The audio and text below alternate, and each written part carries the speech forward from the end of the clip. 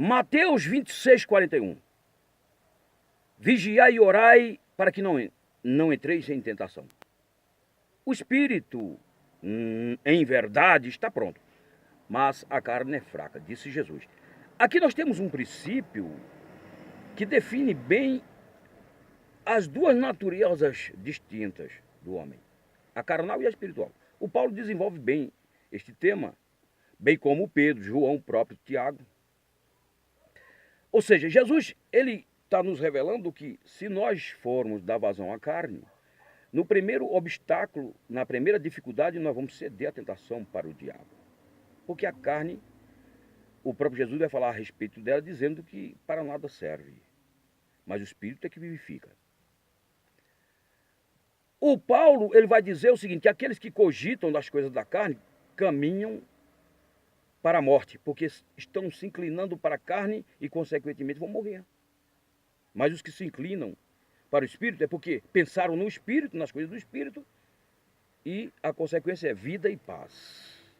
Pedro, na sua segunda carta, capítulo 1, versículo 1 ao 10, ele diz que existem aqueles que vivem uma vida caracterizada por virtudes louváveis, em contrapartida tem aqueles que são estéreis, são ociosos e míopes, ou seja, não têm visão espiritual. Tiago diz que existem aqueles que são praticantes de boas obras como consequência da sua fé, e aqueles que são apenas da fé, mas a fé sem boas obras é morta.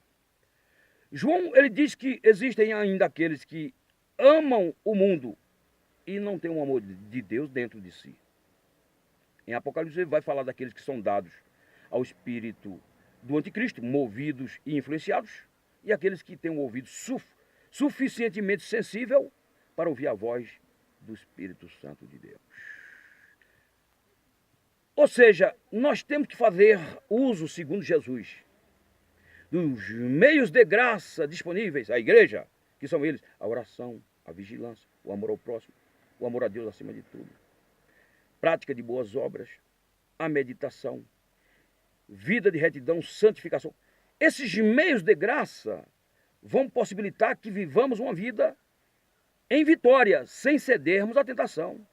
O Paulo ele diz aos Efésios 6, versículo 10 a seguir, que depois que nós vencermos tudo, vamos permanecer ainda inabaláveis.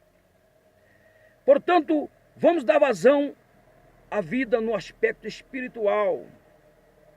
Porque a carne, disse Paulo ainda, que é inimiga de Deus e não pode agradar a Deus e nem tampouco foi autorizada para tal.